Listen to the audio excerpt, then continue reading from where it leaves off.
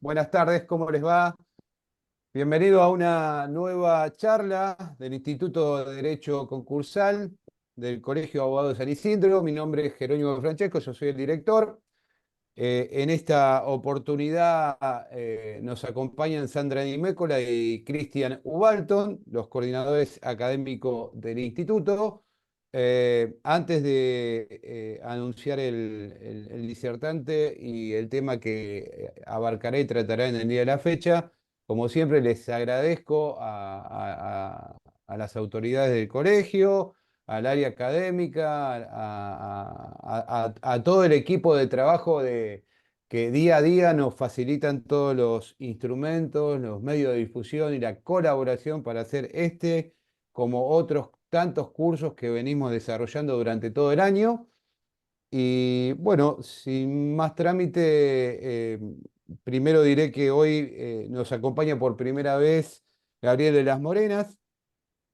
Va a hablar sobre el excedente falencial y sus efectos. No habíamos contado con él en otra oportunidad, así que le damos formalmente la bienvenida. Ahora Sandra hará un raconto breve de sus antecedentes y pasará a esbozar cómo va a ser el tema de la disertación y del esquema de la estructura de preguntas. Bueno, sin más le doy la palabra a la doctora Sandra Dimécola. Muchas gracias, Jerónimo. Buenas tardes a todos. Una vez más, gracias a cada uno por unirse para compartir este momento y gracias especiales al doctor Gabriel de las Morenas que nos está acompañando hoy y que va a hacer su disertación con nosotros. ¿Sí? Bueno, creo que muchos somos viejos conocidos de estos encuentros mensuales, casi todos ya conocen cómo es la modalidad, pero por si hubiera alguno nuevo les voy a contar cómo nos vamos a manejar. En primer lugar, voy a presentarlo a Gabriel de las Morenas y después él va a disertar y al final de su disertación vamos a tener un espacio para hacer preguntas que se pueden hacer exclusivamente a través del chat, ¿sí? Y les pedimos también que gentilmente lo usen para esos fines, ¿sí? Bueno, dicho esto, que es una cuestión o moción de orden, ¿sí? Paso a presentarlo al doctor. Voy a leer un brevísimo currículum, ¿sí? Para que ustedes conozcan más acerca de quien nos acompaña hoy. Gabriel Alejandro de las Morenas es abogado de la Universidad de Salvador, con posgrado en Derecho Empresario de la Universidad Austral y posgrado en Derecho Mercantil de la Universidad de Salamanca, máster en Derecho Empresario de la Universidad Católica de Cuyo y doctorando en la Universidad de Buenos Aires, participante como ponente en jornadas y congresos de la especialidad de Derecho Empresario. Tiene publicaciones más de 40 en revistas jurídicas de artículos de la especialidad de Derecho Comercial. Participó en la autoría de uno o varios capítulos de 7 libros de derecho comercial. Especialmente es autor del libro Liquidación y distribución de activos en la quiebra. Tiene actividad docente como profesor de grado y posgrado de Derecho Comercial en la Universidad de Cuyo, como profesor invitado de grado y posgrado de Derecho Comercial en diversas universidades privadas de la provincia de Mendoza y del resto de la República. Profesor estable de posgrado de la Universidad Católica de Cuyo, profesor estable de posgrado de la Universidad de Mendoza. Trabajó en la Justicia Nacional en lo Comercial de la Ciudad de Buenos Aires, fue secretario de primera instancia de la Justicia Concursal de la provincia de Mendoza y asesor legal de la Dirección de Personas Jurídicas desde el 2008 y abogado en el ejercicio de la profesión desde el 2004. Bueno, doctor Gabriel de las Morenas, tenemos muchas ganas de escucharlo. Le doy a usted la Bueno, palabra para que comience. bueno, primero quiero agradecer a las autoridades del Colegio de San Isidro por invitarme, por permitirme tener esta oportunidad de expresar mis ideas. Eh, Quiero agradecer también la posibilidad de haber elegido el tema, porque la verdad que, bueno, no siempre podemos tener la libertad, ¿no? de hablar de las cosas que hoy nos están interesando en particular. Con lo cual, yo agradezco mucho y sin más voy a empezar a compartir el PowerPoint para que empecemos bueno, a transitar este camino que me he propuesto para el día de hoy. Ustedes me dicen si se ve bien. Perfectamente. A ver, ahí está. Bueno. Em, a modo de introito respecto de esto que vamos a hablar, les quiero contar que yo armé toda esta charla, esta conferencia, en función de un precedente de acá de Mendoza, que es un precedente que tiene sus años, cerca de 10 años. Yo tuve intervención profesional en él, por eso me quedó tan grabada, digamos, las experiencias alrededor de este caso. Es el caso Only. El caso Only es el caso de una mueblera bastante importante, una fábrica de muebles bastante importante de la zona industrial de acá de Godoy Cruz, que había transitado un proceso concursal muy dilatado, de quiebra, conversión en concurso, trámite de concurso, homologación del acuerdo, fracaso del concurso, y luego vino la quiebra. Igual la quiebra, como suele ocurrir en una empresa de mediana a grande, bueno, demoró lo que demoran, y nos encontramos con el problema este del excedente. Entonces van a ver que buena parte de todo lo que yo voy a hablar va a ser como una especie de diálogo en secreto, porque no me están escuchando en este momento, con el juez de primera instancia y con la Cámara de Apelaciones, en sucesivas resoluciones que se fueron dando. Digamos. Esto, a veces uno cuando analiza un fallo, analiza la foto de una resolución. En este caso vamos a tratar de analizar más bien la película, de cómo se desarrolló el caso, y lo propio, resumidamente, vamos a tratar de hacer con el caso Eisenberg, que bueno, recientemente y con gentileza de Jerónimo, que me pasó el último fallo, que es del 6 de septiembre, también se han sucedido una serie de resoluciones judiciales que podemos valorar en orden bueno, a tratar de entender un poco cómo juega, cuáles son los efectos de esto del excedente falencial. Bueno, primero yo le he puesto excedente falencial a lo que la ley llama saldo. ¿Por qué le puse excedente falencial? Bueno, porque me parece que la palabra saldo no, digamos, es demasiado multívoca, es decir, tiene muchos significados contables, jurídicos, que me parece no colaboran para darle precisión. Entonces, me pareció que a la hora de exponer era mucho mejor asignarle un nomen juris, por así decirlo, que sea, que dé una definición un poco más con mayor certeza, y por eso le puse el excedente falencial, pero bueno, es una invención que puede ser discutida como cualquier otra, ¿no? Cuando yo hablo de excedente falencial, ¿de qué estamos hablando? Bueno, estoy hablando de la situación descrita en el artículo 228, segundo párrafo, parte final de la ley. ¿Qué decir? Es lo que queda cuando se han cancelado el capital, los gastos del concurso y los intereses suspendidos de los créditos falenciales. Es decir, que queda un remanente de fondos líquidos, a veces no solamente son fondos líquidos, a veces quedan bienes no liquidados aún, sobre todo cuando se produce la realización de bienes de manera secuencial, y esos tienen que ser entregados al deudor en devolución. Ahora bien, si estamos hablando de un proceso de naturaleza concursal, en la cual el presupuesto de operatividad de este procedimiento es la verificación del presupuesto objetivo, es decir, la cesación de pagos, es al menos raro que estemos hablando de excedente falencial.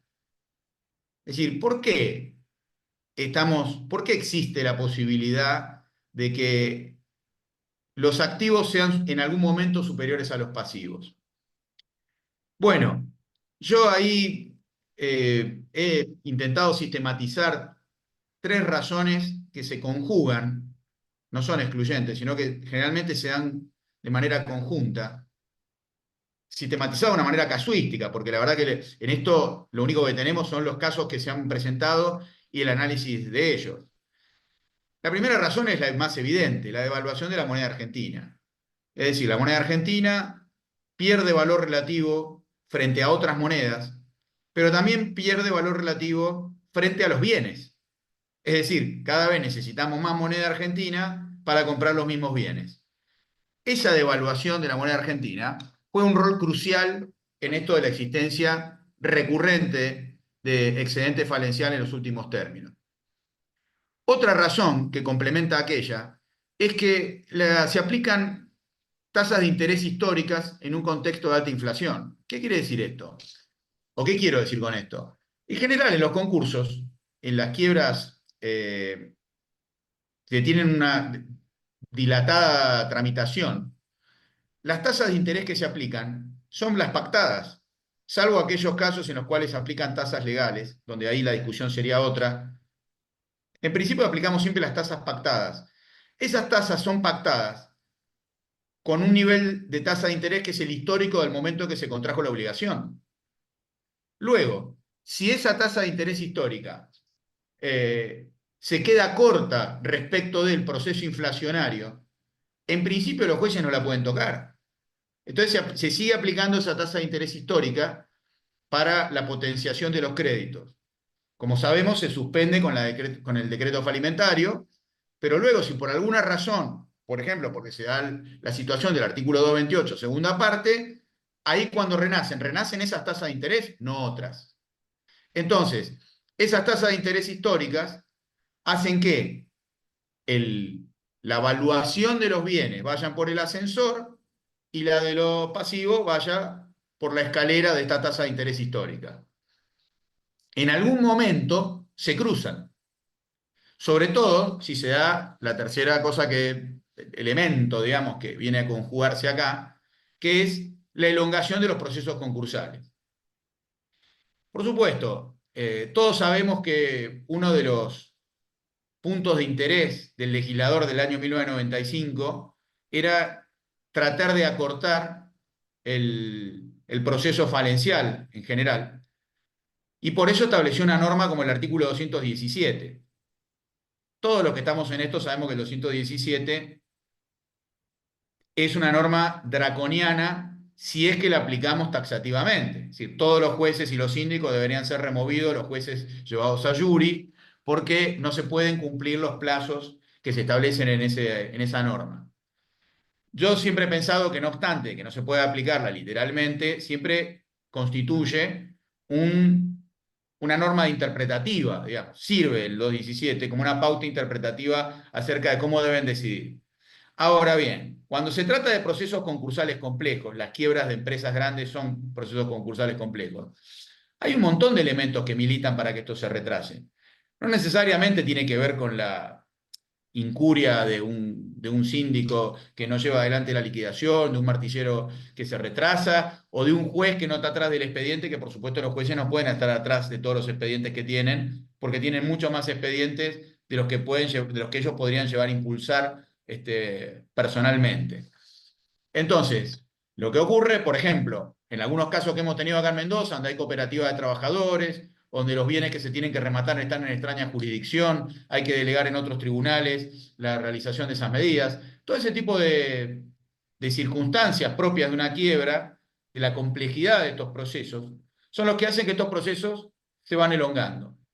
Entonces, la acumulación de estos tres factores es lo que lleva a que es posible en algún momento que el valor de los activos cruce el nivel de los activos, aún cuando los activos los podamos levantar la suspensión de los intereses. Y es por eso que, de vuelta, en los últimos tiempos, nos estábamos encontrando con cierta frecuencia con este tipo de casos. Es decir, empezamos a ver en los repertorios de jurisprudencia de nuevo estos casos donde se produce esta excedencia. Al respecto, cabe señalar que, porque uno, cuando está en el ejercicio y cuando ve las dudas que se nos plantean respecto de la situación de la excedencia falencial, es que algunos se dudan si ahora el fallido resulta que está in bonis, por obra y gracia de esta suerte de multiplicación de los panes que se produce en el proceso concursal elongado. O quizá más, que las quiebras fueron mal declaradas. No. Me temo que no se trata de eso. No es que en Argentina abundan los fallidos con excedentes de activos, sino más bien que la conjugación de los otros tres factores que estuvimos refiriendo hacen que, de esta manera, entre comillas, artificial, los activos sirvan o alcancen para cancelar mayormente el pasivo, incluso para dejar excedentes. Por supuesto, la existencia del excedente no es ilegítima, no es ilegal, no es que hay una maniobra pérfida de alguien, es una circunstancia de la realidad.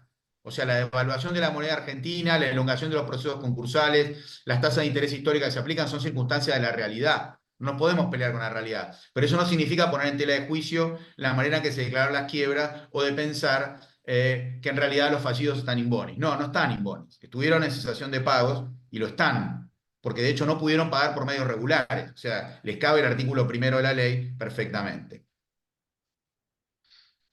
Y otra cosa que quería decir, que estudiando un poco el tema, yendo un poco más allá de lo que es la coyuntura actual, uno va a encontrar semejantes o parecidas cavilaciones a las que estamos teniendo nosotros hoy, a las que había en los años 1985, 1987, 1989. Para los que peinamos algunas canas, esos son los años de mayor inflación que tuvo la Argentina, que después dieron lugar al proceso de la ley de convertibilidad que desembocó en que tuvimos 10 años, digamos, de estabilidad monetaria, sin abrir juicios si eso sí fue bueno o malo o no sé qué, pero lo cierto es que estabilidad monetaria había. Y de hecho, en un exceso quizá en un exceso de optimismo, el legislador del año 1995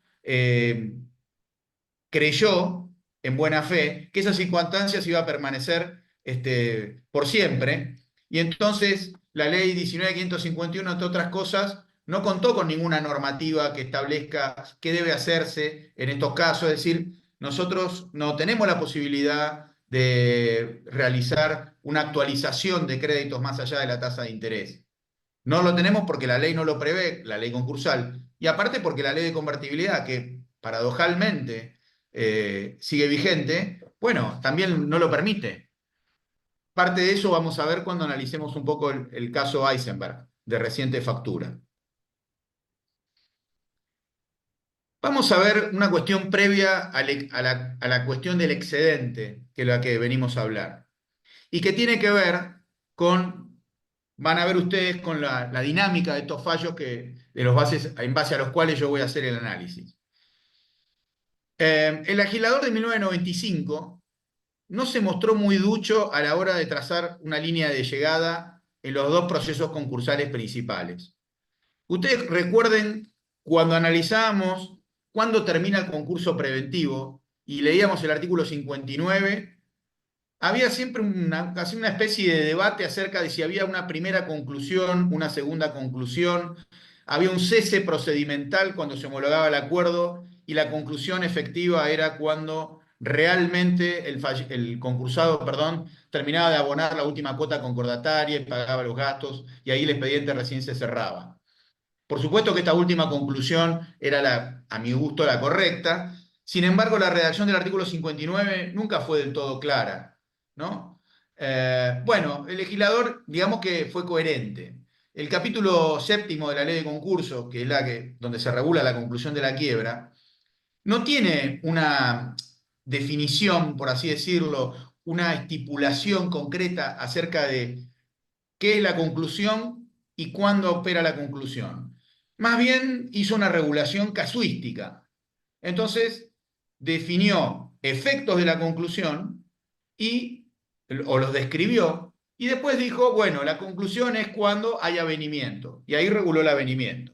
Conclusión es también cuando, parecida a la del avenimiento, cuando hay cartas de pago, pero también cuando hay ausencia de acreedores.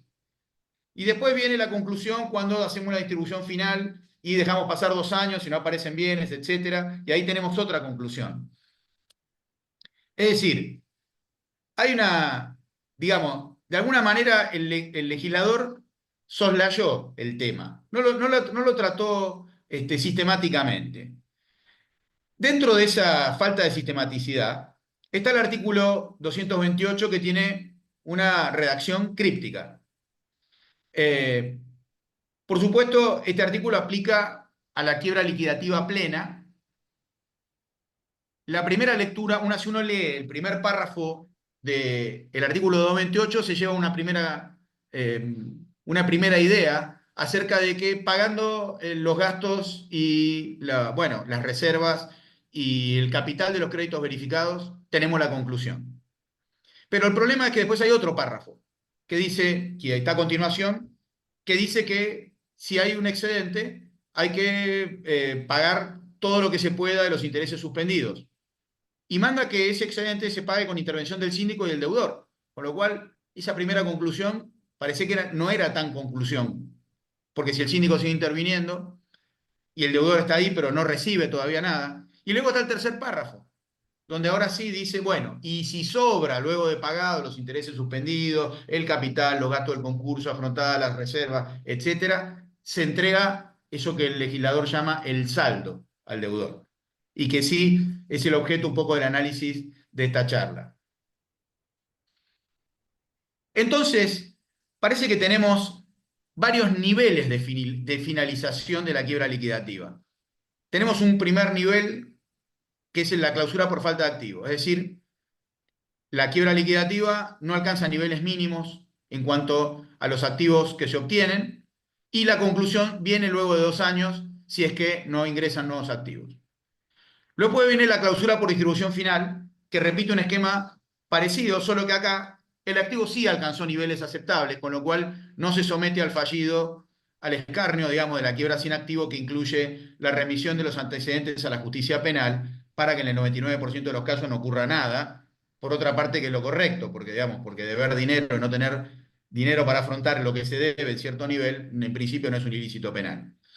Después viene la conclusión inconclusa, que hablábamos recién, que es, se alcanza a pagar el capital verificado. Pero si hay remanente, ¿qué pasa? Está la segunda conclusión, que es cuando el remanente alcanza para pagar una parte de los intereses suspendidos. Y después viene la conclusión definitiva, que es cuando el remanente alcanza para pagar la totalidad de los intereses suspendidos, y ahí, si queda algún saldo, lo que quede, se entrega al fallido.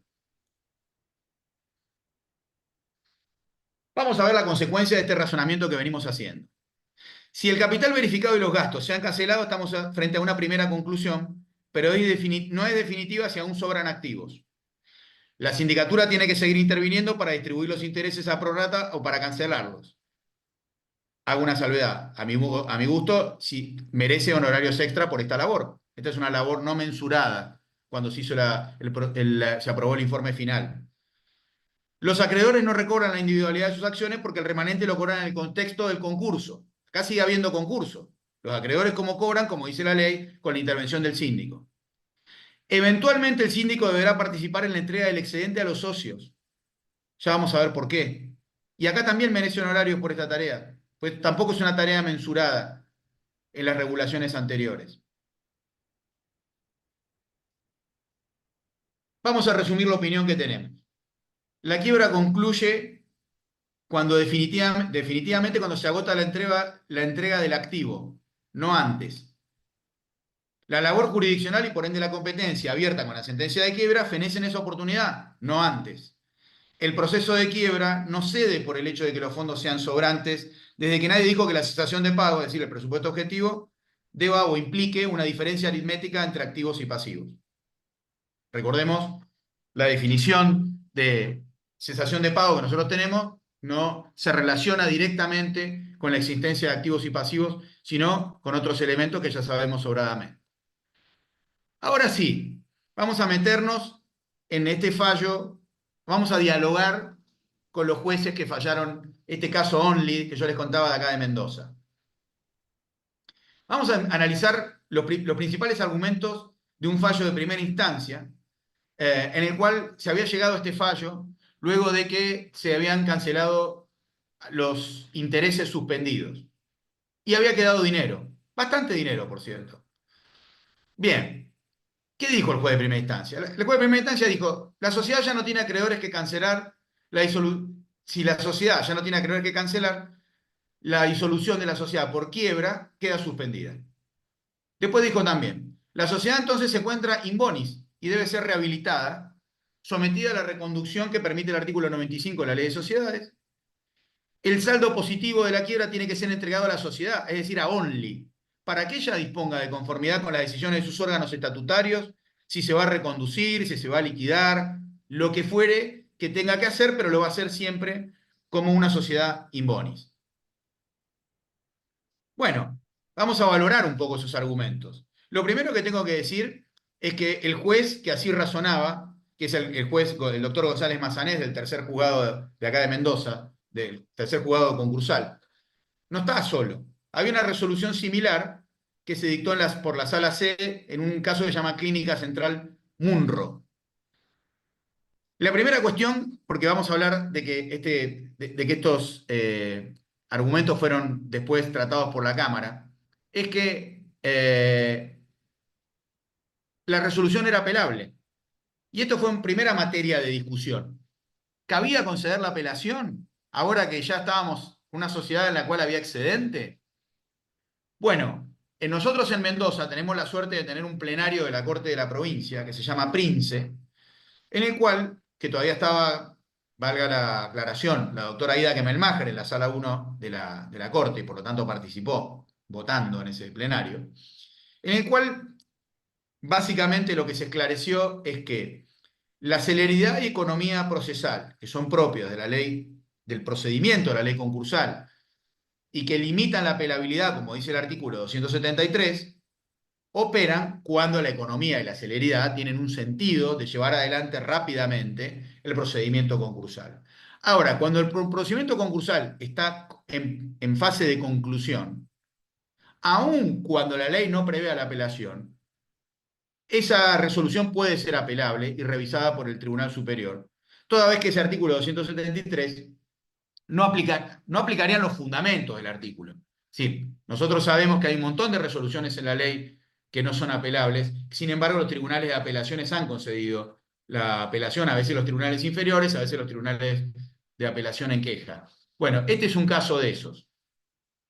¿Qué dijo la Cámara respecto de estos argumentos que habíamos dado recién? Bueno, la Cámara revocó. La Cámara dijo, a mi modo de ver, con buen criterio, que la inhabilitación falencial es definitiva para las personas jurídicas. Es decir, no toda conclusión conlleva la rehabilitación de la persona de existencia ideal quebrada, porque de otra manera, ¿qué sentido tiene el artículo 237 que dice justamente que la inhabilitación de las personas jurídicas es definitiva? Además, la Cámara invocó los hechos del caso, que eran, como hablábamos recién, un típico caso de una empresa grande en concurso cuyo proceso de quiebra se había elongado por unos largos 15 años. Entonces, en ese contexto fáctico, la reconducción societaria no solo que parecería infraccionar el artículo 237, sino que además es quimérica, porque quizá pueda haber una sociedad todavía en el transcurso de esa quiebra. Lo que de seguro no va a haber es una empresa. ¿Por qué? Y acá no es lo que dice la Cámara, es lo que digo yo. Una sociedad que no opera en el mercado de hace 15 años queda reducido a un patrimonio o a un dinero en una cuenta. Evidentemente, empresa no hay, porque empresa es la actividad del empresario para organizar bienes y servicios en pos de una obtención de un lucro, ¿no? Acá actividad no había, no hubo continuidad de la empresa, por lo tanto, acá lo que había era la estructura societaria jurídica, nada más. Otra cosa que pensamos, y que en coherencia con lo que dijo la Cámara, que la distribución del remanente es tarea del juez concursal. Es decir, es parte del proceso concursal hacer esa tarea y proveer lo necesario para que la tarea se pueda hacer en condiciones razonables y legales. Los socios de la sociedad fallida no son otra cosa, en este caso, que acreedores subordinados. En este caso hay una subordinación de fuente legal. Es decir, tienen claro derecho al remanente, solo que ellos solo tienen derecho en la medida que todo el otro pasivo está cancelado, que es efectivamente lo que había pasado en este caso. Por otra parte, hay otras razones que no solamente tienen que ver con lo fáctico de este caso, la elongación, etc., sino que son razones jurídicas. El artículo 94, inciso 6 de la Ley de Sociedades, solo permite la causal revertir la causal disolutoria por quiebra, recordemos que el artículo 94, inciso 6 regula eso, la causal disolutoria por quiebra, en caso de avenimiento o conclusión de la quiebra por acuerdo resolutorio. Hoy sabemos que es por conversión de la quiebra en concurso preventivo, que es el sucedáneo de la 24.522 del fenecido acuerdo resolutorio que estaba regulado en la 19.551. Pero es más, la doctrina societaria indica que la razón de que solo pueda ser revertida de esa manera la causal disolutoria tiene que ver con el interés público de alejar definitivamente del mercado a las sociedades fallidas. O sea, acá había un contraargumento importante contra la posición del juez de primera instancia, ¿no? Que es que no todas las sociedades van a volver al mercado.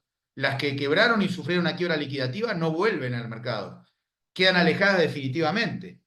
En cierto sentido, es cierto resabio sancionatorio de lo que queda del derecho concursal. Pero también es cierto de que en el derecho comparado también existe todavía hoy eso. Pero entonces, ¿cuándo definitivamente cesa la sociedad y desaparece? Y bueno, en principio, cuando termina todo el procedimiento concursal, incluyendo la entrega del excedente, y se inscribe la baja registral en el registro de comercio.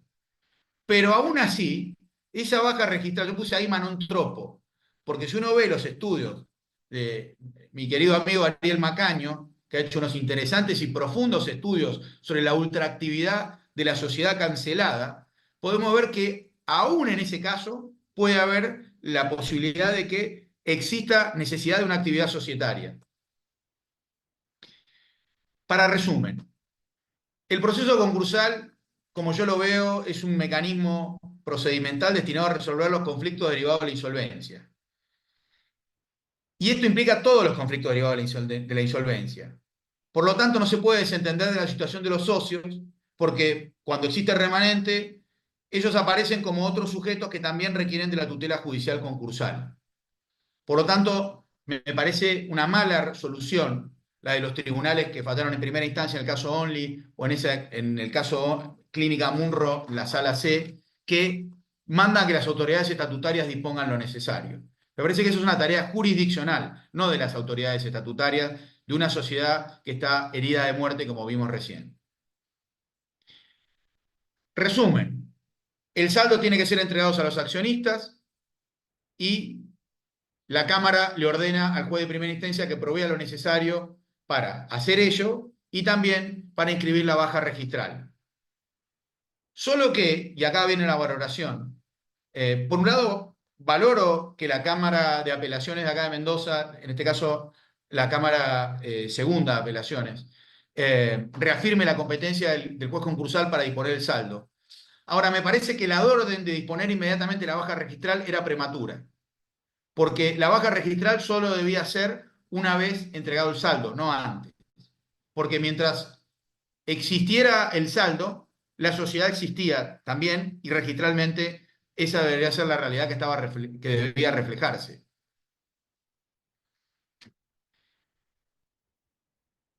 Y esto nos lleva a pensar qué es una sociedad fallida desde el punto de vista societario. Una sociedad fallida es una sociedad sometida, primero, incursa en una causal disolutoria, como vimos recién, del artículo 94, inciso 6, sometida a una liquidación, como toda sociedad en disolución debe liquidarse, solo que esta liquidación es una liquidación peculiar, que está regulada por la ley de concursos, porque esta liquidación es de un patrimonio de la sociedad, un patrimonio insolvente. Es decir, la sociedad es una sociedad cesante. En tal caso, los órganos societarios de esta sociedad fallida o en liquidación por estar en quiebra existen, sobreviven, pero claro, tienen una competencia marginal, porque la mayor parte de las competencias de esos órganos van a ser asumidas principalmente por la sindicatura concursal, que es la que tiene las facultades de administración y disposición, siempre bajo supervisión judicial, del patrimonio de la sociedad. Por lo tanto, es realmente extraño que una sociedad funcione luego de 15 años de quiebra. Mejor dicho, funcione desde el punto de vista orgánico. Lo lógico es que no funcione. Lo lógico es que los accionistas se desinteresen de la suerte de esa sociedad. Y esa conducta de los accionistas no tiene nada de extraño, es una conducta por demás lógica. ¿Quién va a seguir vinculado a una sociedad en la cual invirtió dinero como accionista y que la sociedad quebró? Lo que tiene que hacer esa persona es pasar a pérdida la inversión porque la inversión fue mala. No es lógico que siga esperando. En todo caso, lo que sí sale del marco de la lógica es que existiera el excedente. Por lo tanto, pretender que los órganos societarios se van a reconstituir, la verdad que es quimérico, como se dijo en la Cámara.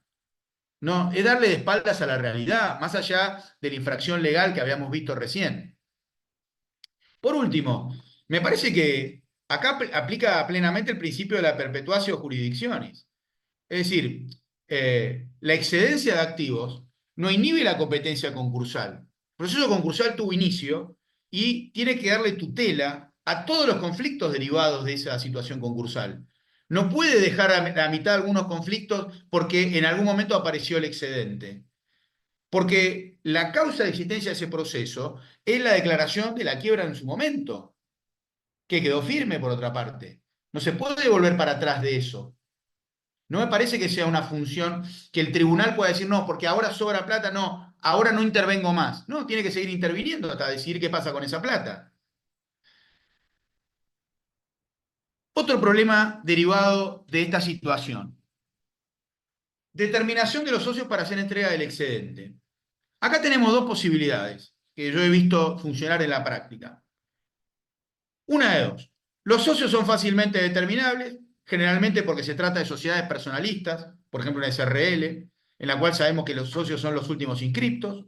Vamos, pedimos un informe actualizado del registro mercantil, sabemos quiénes son los socios, tenemos las constancias y los antecedentes registrales incorporados en oportunidad de presentarse la quiebra o del concurso si es una quiebra indirecta, o incluso la información que el síndico consignó en el informe general. No tenemos dificultades.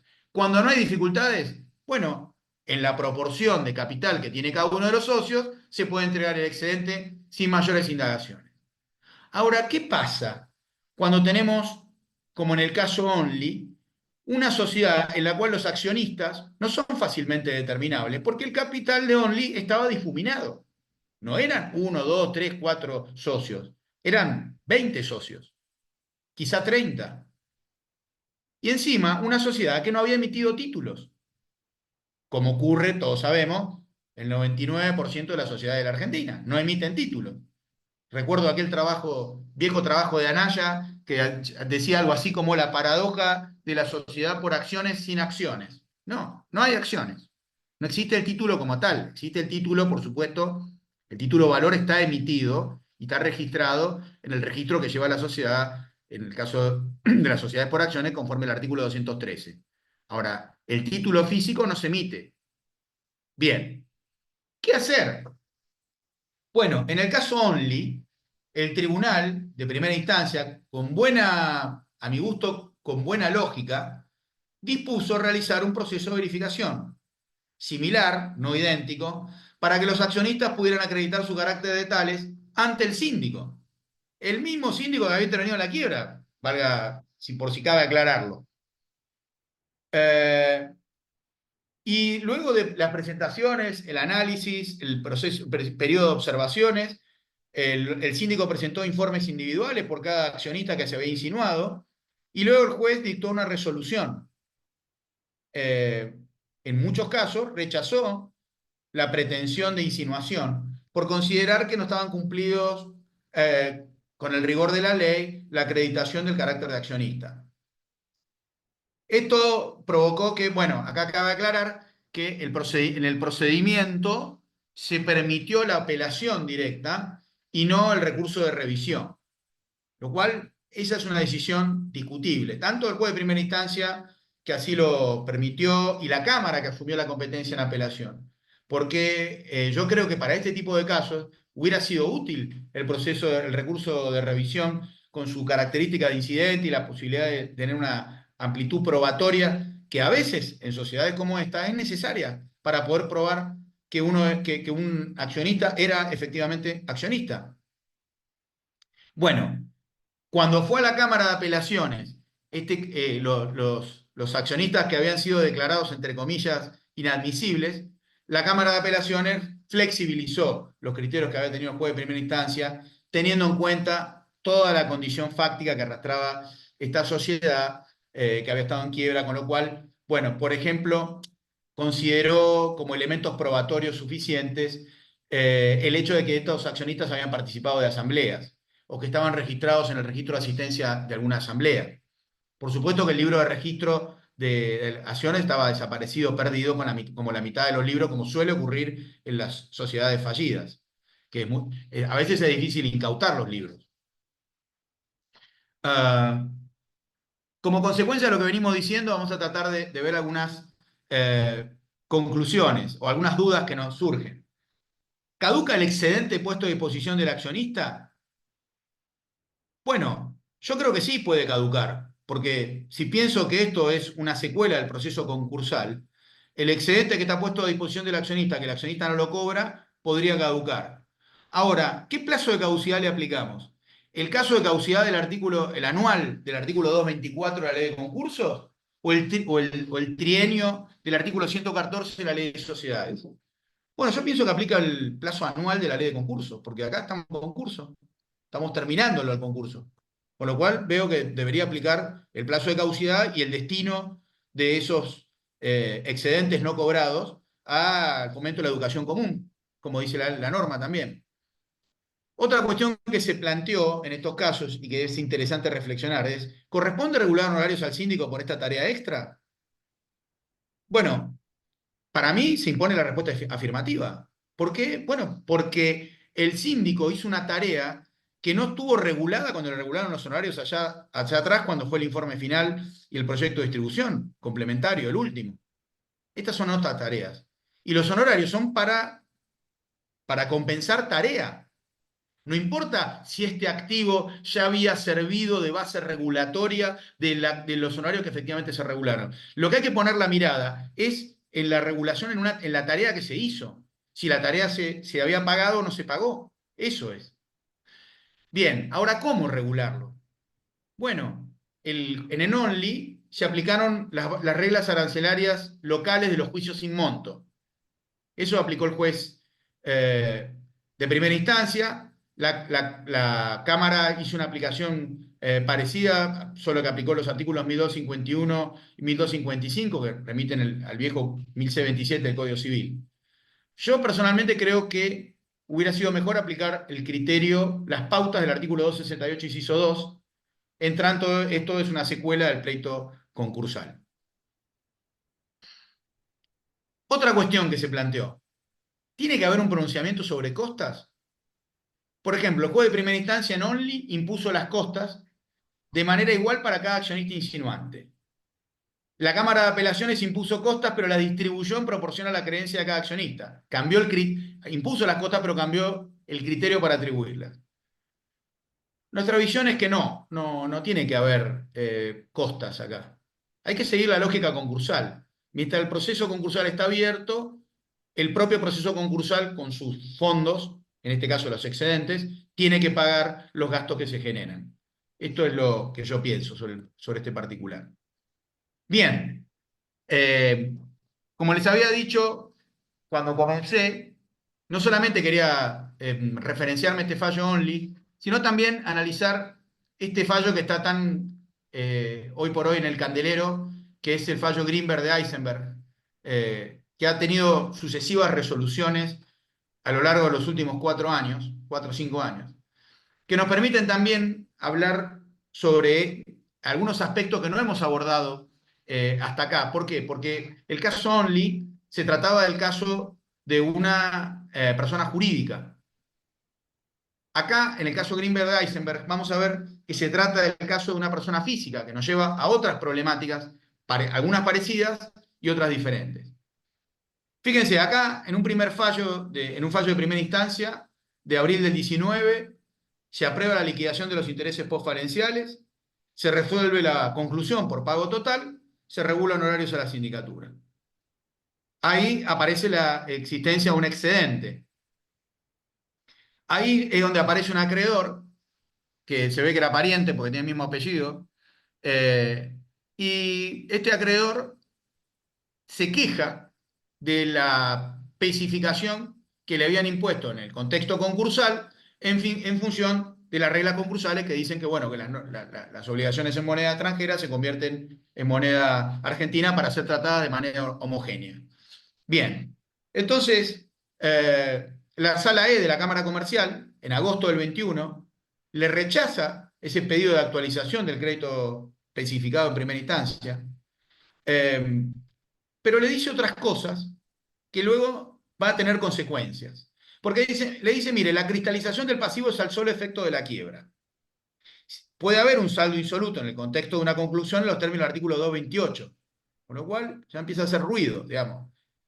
¿A qué se refiere la sala con esto del saldo insoluto? Y acá parece decir la sala que, concluida la quiebra, la cosa juzgada de la verificación, de alguna manera se relativiza y el acreedor puede reclamar el mayor valor de su acreencia fuera de la jurisdicción concursal. Bueno, luego viene otro fallo de primera instancia que es de febrero del 2023, en el que este mismo acreedor quejoso, que tenía una creencia en dólares que le había sido convertida en pesos en la verificación falencial, se acaballa de alguna manera en esta facultad que le había reconocido la Sala E, y dice que él tiene una facultad persecutoria más allá de la conclusión de la quiebra y que la conclusión de la quiebra surta todos sus efectos. El fallo le dice, bueno, las garantías otorgadas por la fallida son suficientes, con lo cual le dice, le voy a devolver los bienes excedentes a la fallida porque es lo que corresponde conforme al 228 parte final, pero como está este acreedor quejándose, le dice, le doy 20 días para que usted promueva una acción individual y, dos, obtenga las medidas cautelares sobre los bienes desapoderados que yo le voy a devolver a la fallida.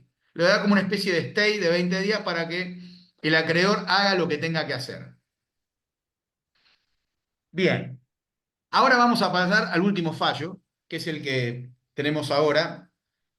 Nosotros no tenemos, a diferencia de lo que pasa en el caso Only, yo acá no tengo la posibilidad de ver todo el expediente entero, pero sí vamos viendo las resoluciones que nos van llegando, que circulan, cómo va evolucionando el caso. Acá el acreedor promueve una acción individual en la cual viene a reclamar la diferencia de valor entre lo que cobró en la quiebra, cuando concluyó por pago total, y aquello que en realidad le adeudaban en la moneda originaria. Esa es la diferencia que demanda. Y el acreedor dice, bueno, la Sala E me dio este permiso de reclamar esta diferencia. Bueno, voy a aclarar algo, me parece muy bueno el fallo de esta primera instancia. La jueza que dice, este fallo, perdón, esta demanda pretende reeditar cuestiones ya falladas. La verificación, fruto de un incidente de revisión, acá había habido un incidente de revisión, luego de la sentencia verificatoria, había resuelto que la obligación estaba nominada en pesos, la había convertido. Por lo tanto, dice la jueza, hay preclusión por consumación. Se terminó. Este crédito está en pesos. No hay otro crédito en dólares. O sea, acá un poco el lío que lo hace la Sala E con ese fallo medio raro que vimos recién.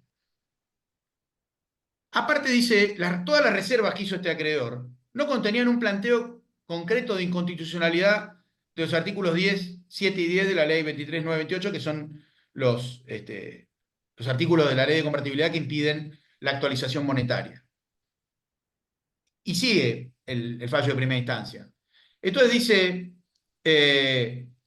la conversión de los créditos del artículo 127 de la ley es diferente de la del 19, porque la del 19 es provisional, pero la del 127 es definitiva.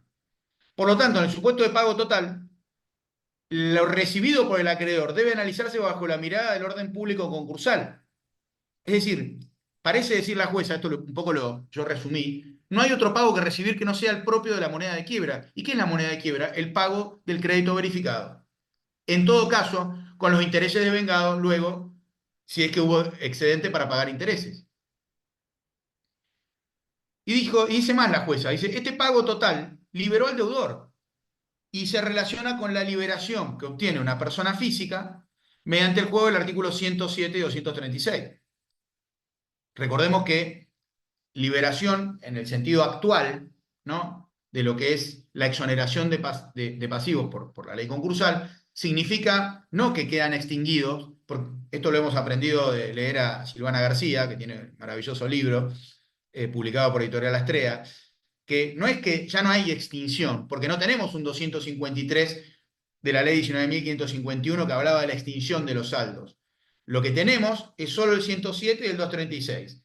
Es decir, los saldos insolutos no se extinguen. Lo que pasa es que solo pueden ser cobrados sobre el patrimonio desapoderado. No pueden ser cobrados sobre el nuevo patrimonio que va a tener el deudor. De modo que la jueza acá ata esta liberación concursal, entre comillas, con el pago que recibió el acreedor en lo que llamamos moneda de quiebra. Y por último, subrayo una frase que me pareció muy buena de esta jueza, porque ella dice, no es tarea del juez, sino un planteo que tache de inconstitucional en las normas concursales, torcer la letra de la legislación vigente sobre las variaciones de precio en el mercado de divisas, porque este juzgado no es el órgano del Estado Nacional competente para inmiscuirse en políticas cambiarias. Esta frase me llamó la atención porque en un tiempo donde uno ve que crecientemente los jueces no pueden resistir la tentación de inmiscuirse en cuestiones que tienen que ver con la política monetaria que traza el Congreso o el Poder Ejecutivo de la Nación, es decir, los órganos políticos, me parece que esta jueza, digamos, se planta bien en lo que es la limitación que ya tiene, sobre todo que nadie le había planteado la inconstitucionalidad. Bueno, yo voy concluyendo, sé que me excedí un poquito en el tiempo, les pido disculpas por eso y bueno, quedo a disposición para lo que indiquen. Bueno, doctor, desde ya, ante todo, muchísimas gracias por su disertación, estuvo maravillosa. Y hay algunas preguntas, más allá de las felicitaciones que ellos empiezan a ver en el chat, ya hay algunas preguntas que se están realizando. Ahora les voy a leer las primeras que hemos recibido por otras vías también. En uno de los Bueno, casos decía que se había elegido la vía de la verificación para los socios, ¿sí? Para que puedan percibir el excedente.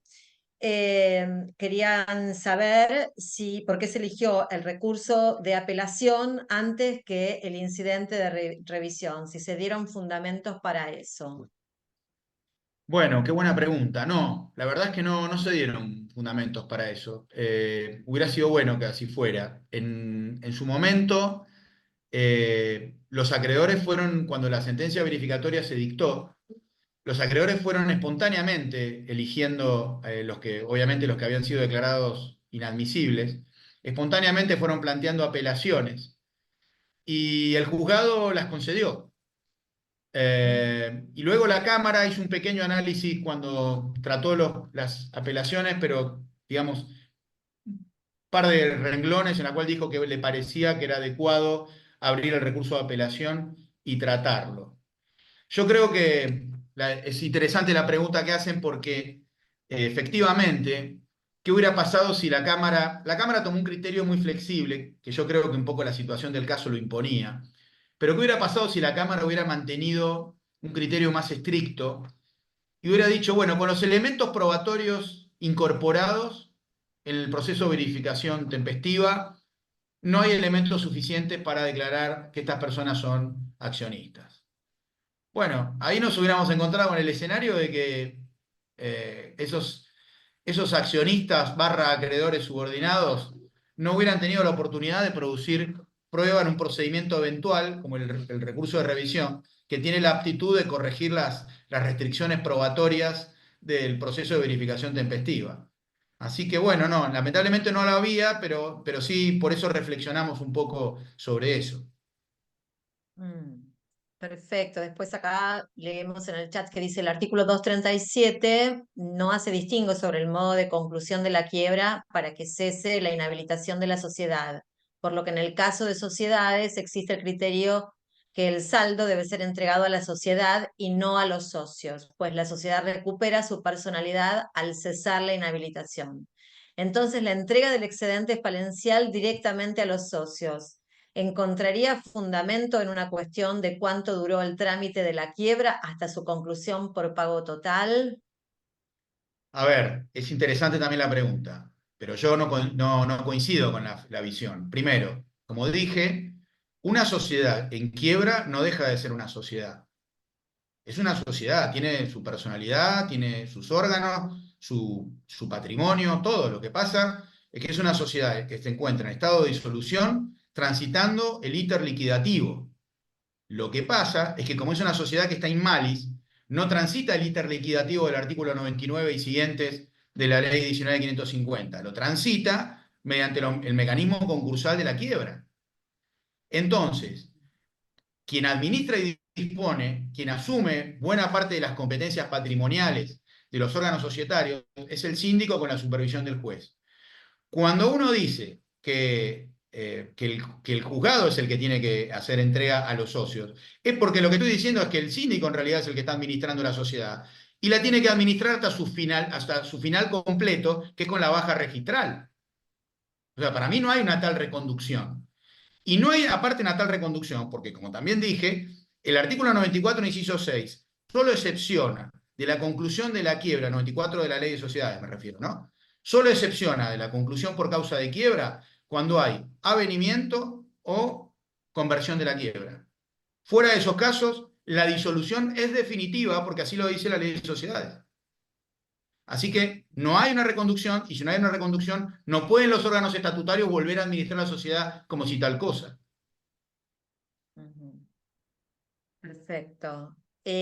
Otra pregunta que tenemos en relación con el caso Greenberg. ¿No se podría entender que la Cámara habilitó el reclamo de la diferencia de cotización del dólar existente entre la fecha de la quiebra y la de la demanda ordinaria posterior? Sí, se puede entender, tanto se puede entender que el actor fue y lo hizo. O sea, la Cámara, de alguna manera me parece a mí que la sala ahí procrastinó. Dijo, no, en este momento de la conclusión de la quiebra no me voy a meter en este tema de la diferencia de valor. Y me parece que hizo mal la Cámara. Me parece que ahora cuando le hacen el planteo a la jueza de primera instancia, de alguna manera la jueza de primera instancia le dice a la Cámara, mire, usted diga lo que quiera, pero acá hay una sentencia verificatoria firme, pasada en autoridad de cosas juzgadas, que dice que este crédito está en peso y ese crédito se pagó. Entonces, no le voy a dar a usted ninguna otra resarcimiento ni nada, porque esto se pagó. ¿Usted cómo cobró? Como cobran todos los acreedores en una quiebra. Cobró en moneda de quiebra. Pero sí, yo creo que la resolución de la sala E fue equívoca y dio lugar, digamos, aquellos vientos trajeron esas tempestades, diríamos. Perfecto. Y por otro lado, preguntan su opinión, si en relación con la gravabilidad en el impuesto a las ganancias del excedente falencial. ¿Para usted está grabado o no? Bueno, la verdad no lo había pensado. Me parece difícil eh, pensar que podemos asimilar la noción de excedente falencial a ganancia. Nosotros sabemos que en algún momento la FIP hacía planteos con las quitas concursales y entonces quizá podríamos extrapolar aquella conducta de la FIP y considerar esto como ganancia. No, yo primero no creo que haya un incremento patrimonial, pues la ganancia es eso, ¿no? Un incremento patrimonial que recibe una persona. Yo creo que acá lo que hay es, al contrario, el regreso de una inversión oportunamente efectuada en moneda, en la menguada moneda de quiebra, digamos. No me parece, pero la verdad, no soy tributarista, no quisiera, estoy esbozando algún razonamiento sobre esto, pero no me animo a decirlo de una manera concluyente. Ujú. Bueno, era una pregunta simplemente de opinión y yo no veo más preguntas en el chat ni por ninguna de las otras vías. Así que en lo que corresponde a este Instituto de Derecho Concursal, queremos agradecerle una vez más esta disertación que realmente ha sido muy iluminadora, muy provechosa y muy bien llevada. La verdad, felicitaciones. Bueno, me Y alegro. ahora sí le voy a dar la palabra a Jerónimo para que haga el cierre. Adelante, Jerónimo. Bueno, gracias Sandra, gracias Gabriel, la verdad que, bueno, muy interesante el tema. A mí este tema también en lo particular me apasiona bastante. Me quedó el tema resonando cuando vos hablaste de que en caso de excedencia el juez debería seguir siendo competente, el juez concursal. Si el juez concursal hubiera sido competente, ya quizás no hubiera habido una resolución un poco contradictoria o no, vinculada al juicio ordinario posterior con lo que podría haber resuelto el juez de primera instancia en sede concursal. Y ¿Vos decís el ahora caso que, Eisenberg? sí, sí, sí, Sí, perdón, en el caso, claro. en el último caso estuviste hablando, Y y sí. ahora justamente esa resolución está apelada, entonces habría que ver qué sala entiende, si la sala ordinaria o la sala Sí, yo pensé concursal, eso también. porque la sala concursal diría lo mismo y mantendría, y quizá en los términos de la sentencia de primera instancia, por los términos de la sentencia de Cámara, la revocaría. Ahora, si interviene una sala nueva, porque en definitiva no sigue existiendo lo que con buen tino dijiste vos que tendría que haber existido, que es la competencia originaria del mantenimiento de esa competencia del juez concursal, no hubiera ocurrido una diferenciación y un posible conflicto de competencia entre las salas. Pero bueno, la verdad muy interesante, lo vamos a seguir. El tema, la verdad, como dijo Silvana García, a quien nombraste, que estaba ahí, te felicito también, muy profundo, un gusto haberte tenido, tenés abierta las puertas del instituto para cuando quieras regresar y exponer. Y bueno, te felicito. Hubo una Muchas audiencia gracias. bastante eh, vigente y se mantuvo durante casi toda la charla, lo cual es muy bueno porque eso quiere decir que interesó. Bueno, te doy la palabra para que te despidas. Bueno, yo primero agradezco tus palabras, las de todos.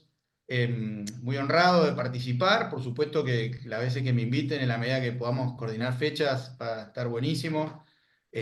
Poder compartir. Me parece también muy rico que compartamos experiencias desde diferentes lugares de la geografía argentina. Nos vamos enriqueciendo con la experiencia de todos, me parece. Así que bueno, yo vuelvo a agradecer, quedo a disposición y creo que para todos los que están escuchando será un hasta pronto porque estamos prontos a ir a Buenos Aires, al Congreso, a llevar nuestras ponencias, a discutir con todos los que quieran discutir, etcétera, etcétera. Y bueno, entre ponencia y ponencia, compartir cafés, que es la parte más rica, digamos, que tienen estos congresos, de intercambiar ideas y experiencias con todos los colegas que nos dedicamos a esto. Bueno, muchas gracias. A modo de aviso parroquial, les avisamos a los concurrentes que dado el congreso al que hace referencia Gabriel, en octubre no vamos a tener una charla extraordinaria, sí vamos a tener abierto el curso práctico de verificación y pronto pago, pedido de quiebre, concurso y cobro de todo lo que tiene que ver con créditos laborales en los concursos. Y vamos a tener recién la última charla en noviembre, que seguramente va a ser el cierre del ciclo. Bueno, muchas gracias a todos y nos vemos la próxima. Chao, gracias Gabriel Bueno, también. chao Jerónimo, nos vemos. Saludos a todos. Gracias.